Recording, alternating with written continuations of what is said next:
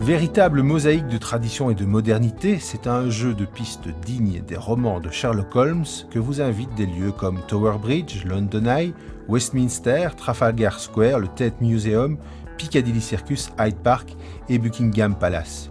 Allez, vous l'aurez compris, c'est la capitale du Royaume-Uni qui constitue notre halte gourmande de ce jour.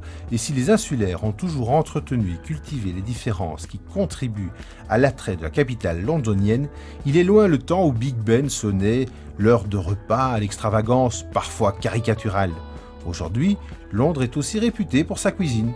En voici encore la preuve avec une recette de bar à la plancha qui finira de balayer de vieilles idées reçues.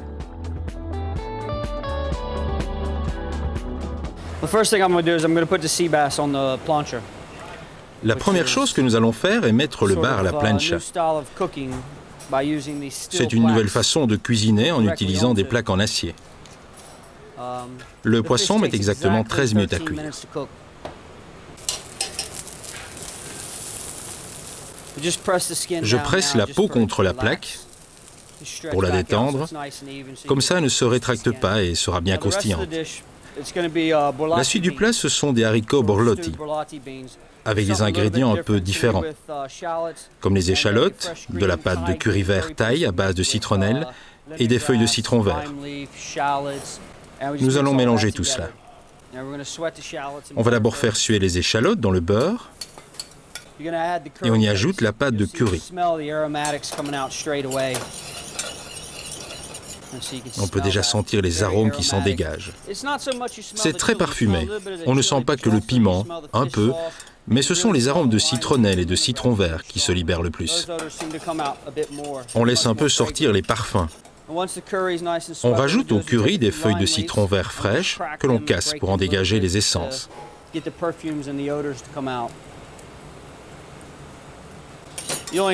Ensuite, on cuit ces feuilles juste 15 secondes pour faire sortir les huiles naturelles et les arômes.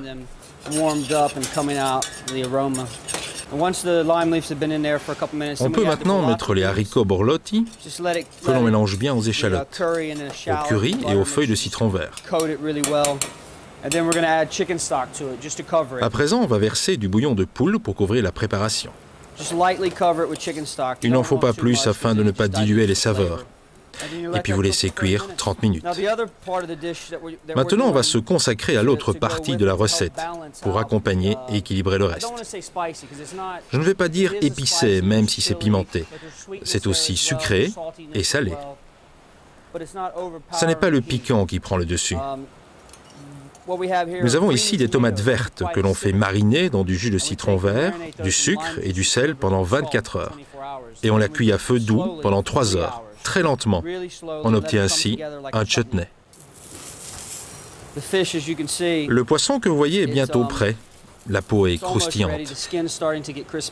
Pour terminer les haricots, on ajoute un jus de citron afin d'apporter un peu d'acidité.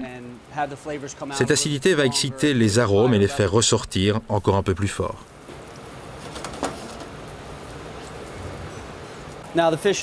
Maintenant, le poisson est sur le point d'être cuit.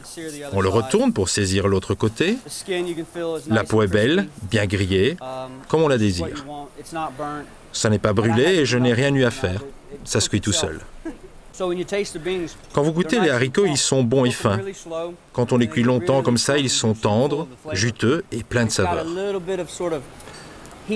On sent d'abord un peu de piquant poivré, mais qui s'équilibre avec les arômes des feuilles de citron vert, la citronnelle et le jus de citron. Tout s'harmonise. Le poisson dessus, quelques tomates cerises séchées au four pour encore donner une pointe de douceur à l'ensemble.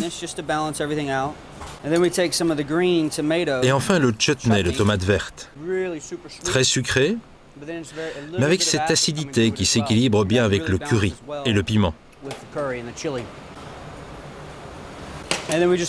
On ajoute quelques gouttes d'huile au basilic